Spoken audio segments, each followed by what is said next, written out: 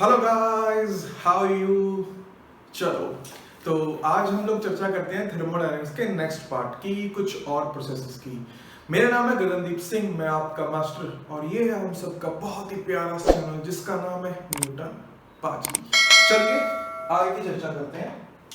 तो next process is cyclic process. Cyclic process cyclic process का मतलब ये होता है कि हम लोगों ने जहां से प्रोसेस शुरू करी वहीं पे वापस आ गए। एग्जांपल, मान लो कि अपने पास प्रेशर वर्सेस वॉल्यूम ग्राफ है किसी भी प्रोसेस का, है ना। मैंने ए पॉइंट से शुरू करा और मैं घूम घाम के वहीं पे वापस आ गया। This process is called cyclic process. That if initial point is equal to final point, then the process is called as cyclic process। क्या ये बात जमकी? पक्का? ओके। साइक्लिक प्रोसेस में मेन बात ये है कि जो अपना इनिशियल टेम्परेचर है वही फाइनल टेम्परेचर है। It is not isothermal process ना। जैसे जैसे ये प्रोसेस आगे बढ़ रही है इसका टेम्परेचर चेंज हो रहा है, लेकिन ये वापस उसी टेम्परेचर पे पहुंच रहा है। तो इनिशियल और फाइनल टेम्परेचर बराबर है, बीच के टेम्परेचर कुछ और हो सकते हैं। तो अगर मैं इसकी इंटरनल एनर्जी के चेंज की चर्चा करूं जो कि सिर्फ टेम्परेचर डिफरेंस पे डिपेंड करती है, इनिशियल और फाइनल, ये जीरो आ जाएगी। अरे हाँ कि ना? बिकॉज जो चेंज इन इंटरनल एनर्जी है वो सिर्फ चेंज इन टेम्परेचर पे डिपेंड करती है, इसलिए वो जीरो आ गई। It means internal energy is a state function and not a path function। ये पाथ पे डिपेंड नहीं करती, ये इस पे डिपेंड करती है कि भाई साहब तुम इनिशियली कहां पे थे और फाइनली कहां पे हो। क्योंकि इसको सिर्फ इनिशियल टेम्परेचर या फाइनल टेम्परेचर से मतलब है, बीच की दुनियादारी से इसको कोई मतलब नहीं। क्या ये बात समझ की? लेकिन जो वर्क डन है, वर्क डन पाथ पे डिपेंड करता है ना। वर्क डन मतलब तुम ये प्रोसेस की चर्चा कर रहे हो या ये प्रोसेस की चर्चा कर रहे हो, वर्क डन पाथ पे डिपेंड करता है। So work done is a path function. Work done path function है, लेकिन इंटरनल एनर्जी स्टेट फंक्शन है, पाथ फंक्शन नहीं है। क्या ये बात चलती? पक्का? ओके। पीवी ग्राफ के लिए work done area under the graph भी लिख सकते हैं, क्योंकि work done is equal to integral P D V होता है। And this is what it is the area under P V graph. So work done is also area under P V graph. अब area तो भाई सब डिपेंड करता है ना तुम कैसे जा रहे हो। इसका एरिया कुछ और है और इसका एरिया कुछ और है, हाँ कि ना? तो it depends on the path. Hence work done is a path function, internal energy is a state function। क्या ये बात चमकी? पक्का? बहुत बढ़िया, छापो इसको।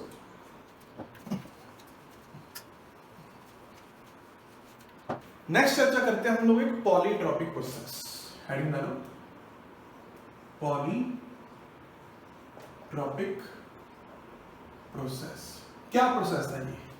PV raised to power n is equal to constant। ये n कुछ भी हो सकता है, ये n हो सकता है 3, 6, 5, 4, कुछ भी हो सकता है ना, -4, -5, कुछ भी हो सकता है ना। तो PV raised to power n is constant। इस प्रोसेस के लिए अपने को सब कुछ बताना है, वर्क डन बताना है, चेंज इन इंटरनल एनर्जी बतानी है, चेंज इन हीट गिवन और टेकन बताना है, ठीक है। So work done is equal to integral P D V. Basic formula work done का। अच्छा, मैं P को लिख सकता हूं C बाय V raise to power n dV, ठीक है। C तो कांस्टेंट है, वो आ गया बाहर। सो ये हुआ V raise to power -n का integration, right. V raise to power -n का इंटीग्रेशन क्या हुआ? वो हुआ C V raise to power -n+1 divide by -n+1। Limits V initial से V फाइनल, ये इंटीग्रेशन आ गया। Is it right? या ओके। तो जब मैं फाइनल V लिखने वाला हूं तब मैं C को P final V final raise to power n लिख लेता हूं, और V final raised to power minus n plus 1 divide by minus n plus 1। ठीक। और जब मैं V इनिशियल पुट करने वाला हूं तो मैं C को P initial V initial raise to power n लिख लेता हूं और V initial raise to power minus n plus 1। ये ऊपर ध्यान से देखो क्या बना, V फाइनल की पावर टोटल कितनी बन गई 1। अरे V फाइनल की टोटल पावर 1 बन गई।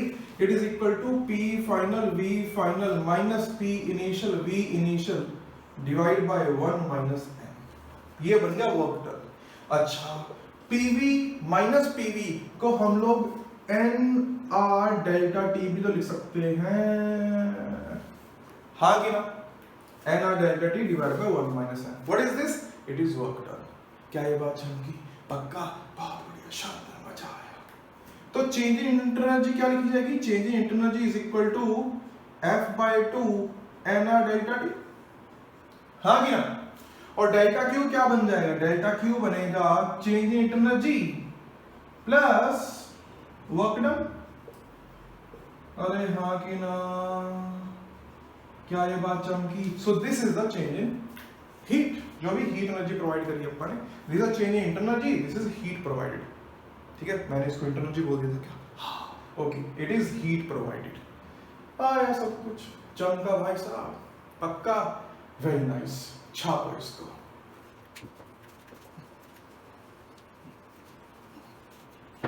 अब हम लोग चर्चा करते हैं हीट कैपेसिटी की। हीट कैपेसिटी है ना? हीट कैपेसिटी का मतलब ये है, मोलर हीट कैपेसिटी की चर्चा करते हैं कि कोई भी प्रोसेस की जो हीट एनर्जी प्रोवाइडेड वो होती है NC delta T, where N is equal to number of moles, C is molar heat capacity, delta T is the change in temperature। अरे जैसे कि हम लोग किसी मास को प्रोवाइड हीट बोलते हैं ना, MS डेल्टा T, वहां पे S क्या होता है? Gram specific heat. यहां पे वही heat NC delta T, where N is moles, तो C क्या बना? Molar heat capacity. चमका सन्नाटो, पक्का, बहुत बढ़िया, शानदार। ध्यान देना, मान लो कि हम लोग चर्चा करते हैं आइसोबारिक प्रोसेस की चर्चा कर लेते हैं। आइसोबारिक में प्रेशर हुआ कांस्टेंट, तो भाई साहब आइसोबारिक में जो भी हीट एनर्जी आई उसको हमने mCp डेल्टा T बोल दिया कि Cp is the molar heat capacity for a constant pressure process. ठीक, अच्छा, डेल्टा क्यू आइसोबारिक प्रोसेस में क्या आता था? आइसोबारिक प्रोसेस में डेल्टा क्यू आता था, क्या आता था? Delta U plus work done, और ये डेल्टा U हो गया F/2 NR डेल्टा T, और वर्क डन हो गया था NR डेल्टा T। देखो ध्यान से, पहचानो। अरे हाँ कि ना? तो ये क्या बना? ये बना F/2 plus 1 into NR delta T। ये बना हीट एनर्जी, हाँ कि ना? अगर मैं इसको कंपैरिजन करूं तो यहां से Cp की वैल्यू आई F/2 प्लस 1 इंटू R। सही बात। इसका और इसका कंपैरिजन करके Cp की वैल्यू इतनी आ गई। It is the molar heat capacity at constant pressure. ठीक, और वहीं पे अगर मैं कांस्टेंट वॉल्यूम प्रोसेस की चर्चा करूं तो वहां पे भाई साहब मैंने कहा कि delta Q is equal to mCv delta T लिखेंगे कि वहां की जो मोलर हीट कैपेसिटी है उसको Cv बोल देते हैं। अच्छा, तो भाई साहब कांस्टेंट वॉल्यूम में डेल्टा Q कितना आता था? F/2 NR डेल्टा T आता था। तो यहां से Cv की वैल्यू क्या आई? Cv की वैल्यू F/2 R आई। क्या ये चमका? पक्का, सोच लो, बहुत बढ़िया, शानदार। तो अगर तुम ध्यान से देखो, Cp माइनस Cv R आ रहा है। So for ideal gases, Cp minus Cv is equal to R, where Cp is the molar heat capacity at constant pressure, Cv is the molar heat capacity at constant volume. The difference is equal to R. क्या ये बात चमकी? अब ये जो degree of freedom है F, इसकी value हमने मोनोटॉमिक, डायटॉमिक, ट्राइटॉमिक लिए अलग अलग निकाली थी। तो देखते हैं कि भाई मोनोटॉमिक में Cp और Cv की वैल्यू क्या आती है, सिमिलरली डायटॉमिक, ट्राइटॉमिक में क्या आती है। ठीक है, यहां तक छापो पहले।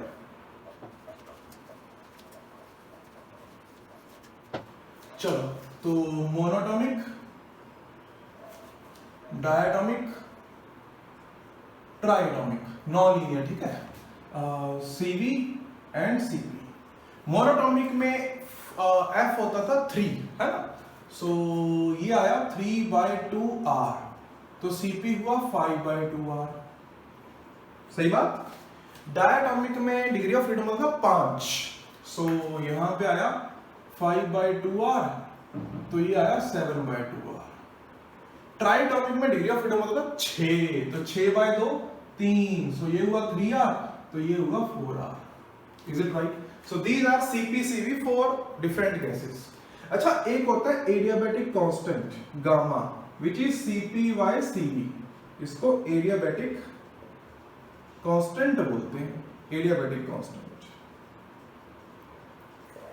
तो Cp/Cv गामा मोनो में कितना हुआ 5/3 विच इज 1.67, डायटोमिक में 7/5 विच इज 1.4, ट्राइटोमिक में 4/3 विच इज 1.33। अब तुम देख सकते हो कि इस गामा मोनोटॉमिक का सबसे ज्यादा होता है और ट्राइटोमिक का सबसे कम होता है।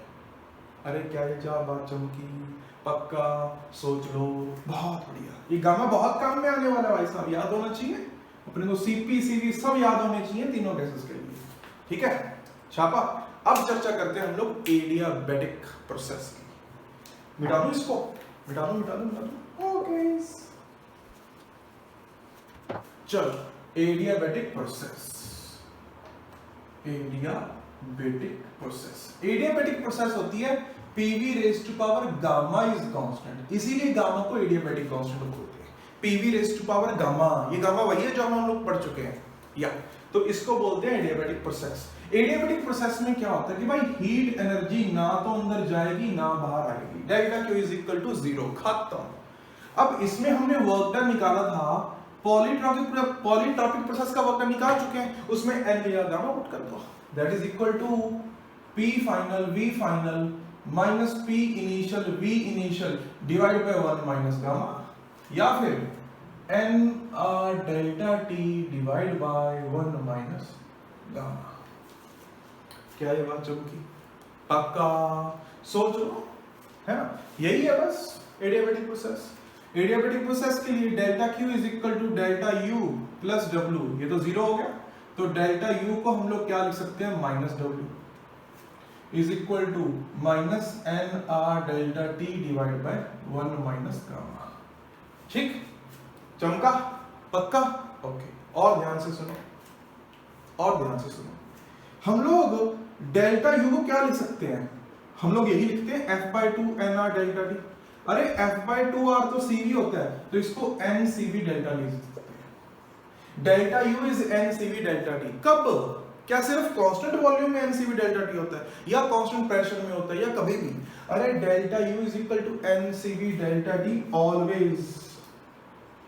ऑलवेज, क्योंकि delta U = F/2 NR delta T हमेशा ही होता है भाई साहब। अरे हाँ कि ना, ये किसी प्रोसेस पे डिपेंड थोड़ा ना करता है, ये तो इसको सिर्फ टेम्परेचर चेंज से मतलब है, और F/2R तो हमेशा आना है, it is always NCV delta T। वो तो डेल्टा Q है, जो NCV डेल्टा T सिर्फ कांस्टेंट वॉल्यूम वाली प्रोसेस में आएगा, और NCP डेल्टा T सिर्फ कांस्टेंट प्रेशर वाली प्रोसेस में आएगा, हाँ कि ना।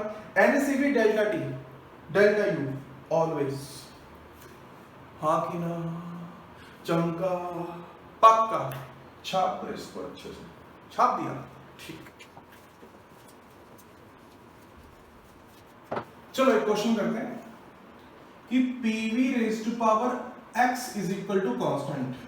मुझे इस प्रोसेस का मोलर हीट कैपेसिटी निकालना है, that is delta Q = NC delta T। मुझे C चाहिए इस प्रोसेस का, तो वो x की फॉर्म में आना चाहिए। कोशिश करो, स्क्रीन पॉज करो, कोशिश करो। अच्छा, होगी कोशिश, ध्यान से देख लो। अच्छा, इसका वर्क डन आएगा NR delta T divide by 1 minus x, यही आएगा वर्क डन। अच्छा, इसका डेल्टा U आएगा NCV delta T, delta U is always NCV delta T। अच्छा, इसमें डेल्टा Q क्या बना, डेल्टा Q बना CV plus R upon 1 minus x into delta T. अच्छा, मैं डेल्टा क्यू को NC डेल्टा टी लिखता हूं, तो यहां से C is equal to CV plus R upon 1 minus X, और general formula for molar heat capacity बन गया। अरे इसमें रखना नहीं है कुछ, बड़े आराम से प्रूव हो जाता है ना। For any value of x you can find out the value of C, that is molar heat capacity. Example, मान लो कि PV रेज़ टू पावर 7 दे रखा है, PV raise to power 7 is equal to constant. बताओ इस process की molar heat capacity कितनी होगी, अभी बता देते हैं। C is equal to CV plus R upon 1 minus 7, that is CV minus R by 6। अब अगर वो मोनोटॉमिक है तो CV की वैल्यू पुट कर लो, डायटॉमिक है CV की वैल्यू पुट कर लो। अब बस गैस पे डिपेंड करेगा कि वो कौन सी है, उसके अकॉर्डिंग C की वैल्यू आ जाएगी। क्या ये बात चमकी?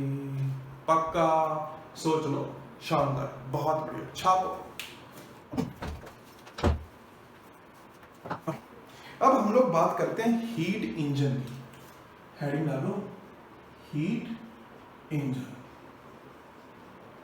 देखो हीट इंजन क्या होता है, तुमने देखा होगा स्कूटर का इंजन, उसके अंदर, इंजन के अंदर बहुत ज्यादा टेम्परेचर होता है, उसके अंदर पेट्रोल फूकता है, बहुत ज्यादा टेम्परेचर होता है। अब तुमने वो टेम्परेचर कैसे बढ़ाया? एनर्जी देके। कैसे? पेट्रोल फूक के। तुमने पेट्रोल फूका, कुछ एनर्जी दी, अब उस एनर्जी में से कुछ पार्ट तो स्कूटर चलाने में चला गया और कुछ एनर्जी हीट साउंड की फॉर्म में वेस्ट हो गई। हाँ कि ना? पक्का? ओके।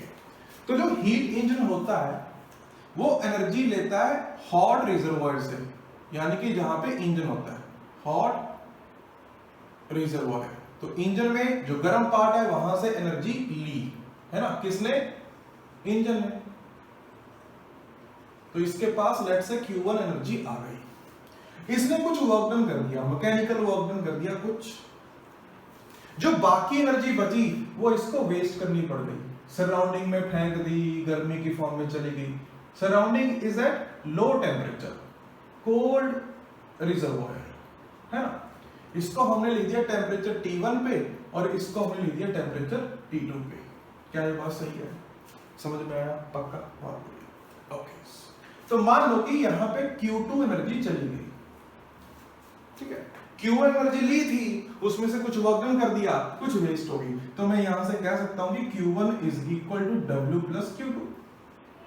अरे हाँ कि ना? समझ में आया? पक्का?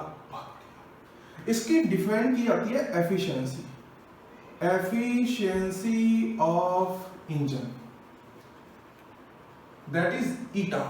Efficiency is equal to work done divide by heat provided. कितना वर्क डन करा, कितनी हीट फूक के, कितनी एनर्जी फूक के।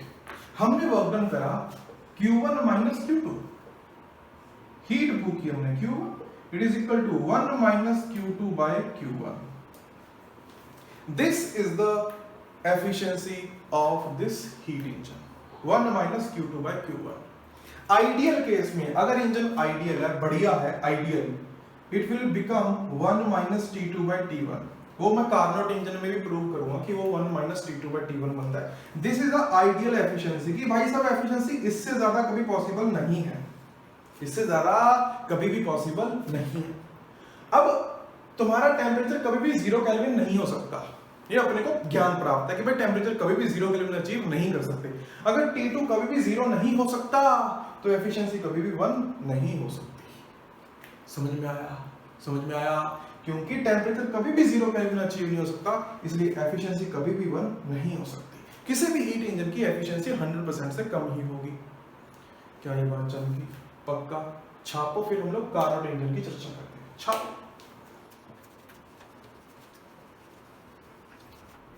बहुत इंपॉर्टेंट, हेडिंग डालो, Carnot engine.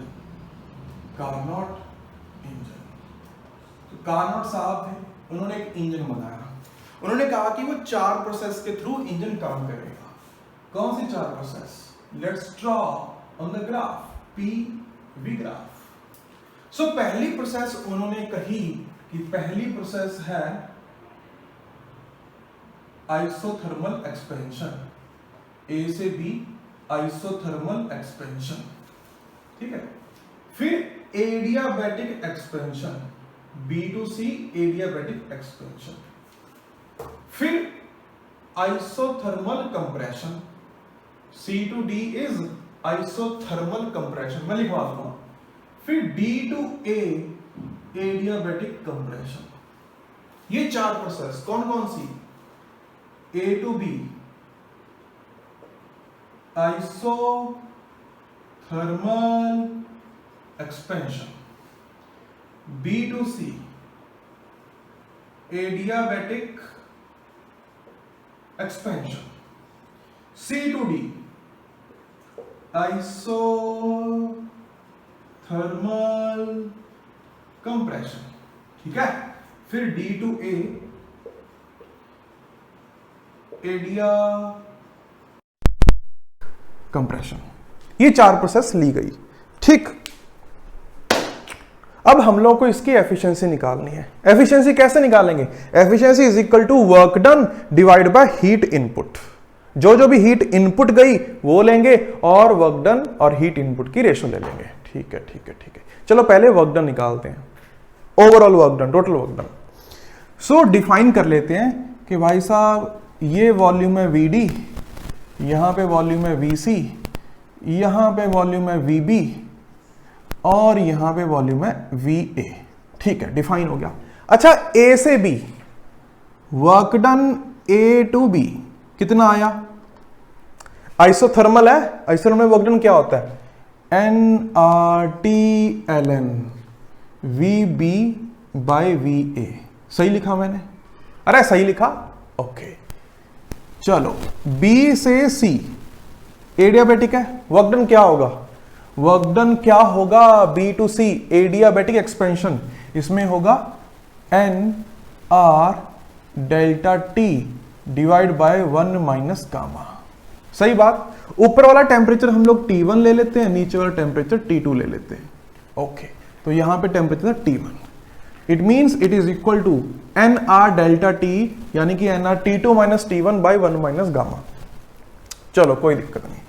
Work done C2D, C2D work done is again NR T2 ln VD by VC। सही लिखा, देख लो, okay. Work done D2A adiabatic NR T1 minus T2 divide by 1 minus gamma. ये था NR T2 minus T1 divide by 1 minus gamma. ये work done आ गए चारों। So total work done निकालते हैं। देखो ये और ये तो उल्टे हैं, ये और ये तो उल्टे हैं, तो काट देंगे एक दूसरे को। तो अपने पास क्या बनेगा? अपने पास बचेगा NR T1 ln VB by VA plus NR T2 ln VD by VC। सही बात, यही बचा अपने पास, हाँ कि ना? ठीक है, ठीक है, ठीक है। ध्यान से देखना, मैं VB और VA VD बाय VC में रिलेशन निकालने की कोशिश करता हूं। कैसे? देखना ध्यान से। BC प्रोसेस कौन सी है? BC प्रोसेस इज एडियाबैटिक, तो उसमें मैं PV raise to power gamma is equal to constant लिख सकता हूं। अरे हाँ कि ना? अरे लिख सकता हूं कि नहीं लिख सकता? किसमें? BC में PV raise to power gamma is constant. अच्छा, मैं इसको PV into V raise to power gamma minus 1 is equal to constant लिख सकता हूं। देखो देखो देखो, हाँ। अच्छा, PV को मैं nRT लिख सकता हूं, PV को nRT लिख सकता हूं, हाँ कि ना यार? अरे nR तो कांस्टेंट है, उसको इधर डाल दिया तो ये बन गया T। मतलब एडियाबैटिक प्रोसेस में TV raise to power gamma minus 1 भी बोल सकते हैं। TV raise to power gamma minus 1 is constant is also adiabatic process. अच्छा, अब B से C में देखना, B से C में T initial V initial gamma minus 1 is equal to T final V final gamma minus 1। ठीक, similarly D और A में भी यही इक्वेशन लिख दूंगा। A और D में मान लो कि A की चर्चा करता हूं, T final V final raise to power gamma minus 1 is equal to T initial V initial raise to power gamma minus 1। अच्छा, इन दोनों को डिवाइड करो, इन दोनों को क्या करो, divide. So you'll get VB by VA is equal to VC by VD। मिला कि नहीं मिला? बिल्कुल मिला। अब ध्यान से देखो यहां पे VB बाय VA, ये VD बाय VC, मतलब इसका उल्टा है। तो अगर मैं इसको VC बाय VD लिख लूं तो मुझे एक आगे नेगेटिव लगाना पड़ जाएगा, सही बात? अच्छा, अब मैं VC बाय VD को VB बाय VA लिख सकता हूं? अरे हाँ कि ना, समझ रहे हो सन्नाटो? इसको मैं VB बाय VA लिख सकता हूं। अब ध्यान से देखो अपना वर्कडन क्या बना, वर्कडन बन गया NR ln VB by VA into T1 minus T2, ये बन गया वर्कडन। क्या ये बात बड़ी मेहनत लगी है भाई साहब, बात चमकी। This is a total work done NR ln VB by VA into T1 minus T2, total work done. चमका, पक्का, बहुत बढ़िया। छापो इसको, छाप लिया, बहुत सही। चलो, अब वर्कडन तो आ गया, अपने को हीट इनपुट चाहिए कि भाई कितनी हीट अंदर गई ताकि मैं एफिशिएंसी निकाल पाऊं, उस पर फोकस करते हैं। हीट इनपुट ए से भी कौन सी प्रोसेस, आइसोथर्मल। अच्छा अच्छा अच्छा, आइसोथर्मल में हीट इनपुट क्या होता है, heat input is equal to work done ही होता है, तो वो आएगा nRT1 ln VB by VA। ठीक है, ये हीट इनपुट गई। बी से सी में हीट इनपुट 0, एडियाबैटिक है। सी से डी में हीट इनपुट, देखो सी से डी में कौन सी प्रोसेस है, आइसोथर्मल, डेल्टा यू तो 0 है। इसमें वर्कडन नेगेटिव आएगा क्योंकि वॉल्यूम कम हो रहा है, वर्कडन नेगेटिव आएगा। डेल्टा यू 0 है, वर्कडन नेगेटिव आ रहा है, इसका मतलब डेल्टा क्यू भी नेगेटिव आएगा। इसका मतलब सी से डी में हमने हीट दी नहीं है, हमने हीट ली है, तो क्या मैं इसको हीट देने में काउंट करूंगा? नहीं। अरे मुझे सिर्फ हीट देने वाली चाहिए कि भाई हीट देने वाली कौन सी है, पर इसमें तो हीट निकाल रहे हैं ना, तो ये काउंट नहीं होगी।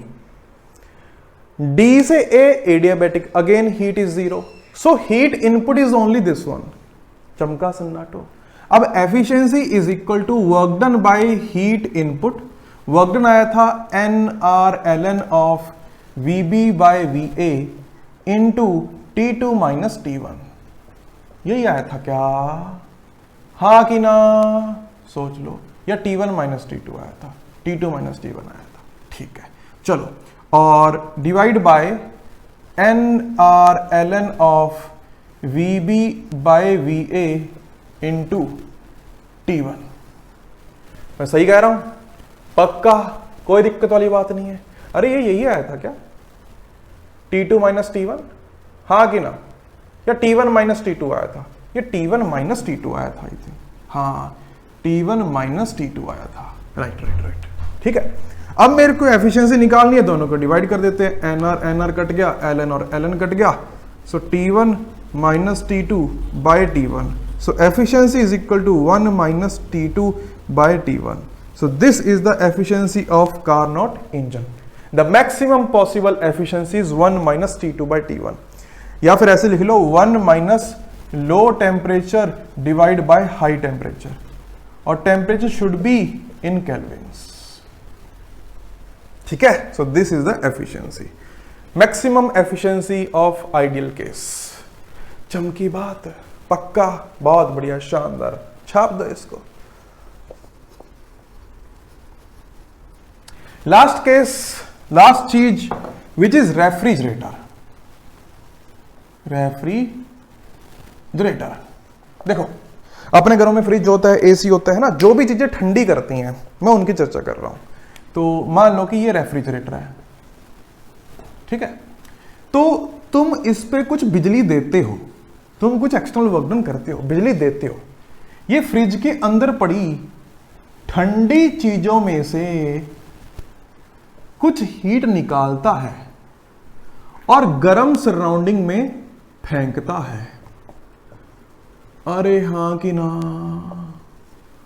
तो ये बना इसका फ्लो डायग्राम। तुमने कुछ बिजली दी, ठंडी चीजों में से हीट निकाली और गर्म सराउंडिंग में हीट फेंक दी। यही काम होता है फ्रिज का, हाँ कि ना? तो अगर मैं इसमें इक्वेशन लिखूं W plus Q2 is equal to Q1। यही क्वेश्चन बनेगी हीट की फॉर्म में। इसमें हम लोग एफिशिएंसी नहीं डिफाइन करते, हम लोग डिफाइन करते हैं coefficient of performance, that is COP। ये डिफाइन होता है कि भाई साहब तुमने कितनी हीट एनर्जी निकाल ली कितनी बिजली फूंक के, Q2 बाई W, कितनी हीट एनर्जी तुमने निकाली डिवाइड बाय कितनी बिजली फूंक के, इसको कोएफिशिएंट ऑफ परफॉर्मेंस बोलते हैं। अच्छा अच्छा अच्छा, तो ये तो मैं W को लिख सकता हूं Q1 माइनस Q2। सो ये हो गया तुम्हारा कोएफिशिएंट ऑफ परफॉर्मेंस। ये 2 से 6 के बीच बीच में आता है, ठीक है। एसी के लिए, फ्रिज के लिए, जो भी चीजें ठंडी करती हैं उनके लिए हम लोग ये डिफाइन करते हैं कोएफिशिएंट ऑफ परफॉर्मेंस, ठीक। तो ये था अपना last part of thermodynamics. Now this chapter is done. There is assignment for you, description में असाइनमेंट है, करके जाना। जो सन्नाटे नए हैं सब्सक्राइब का बटन दबाएं, घंटी बजाएं। नेक्स्ट क्लास से हम लोग शुरू करेंगे सिंपल हार्मोनिक मोशन, SHM, ठीक है। चलो तो पढ़ाई करो, मजे करो, मिलते हैं हम लोग अगली क्लास में। Till then take care, tata bye everyone.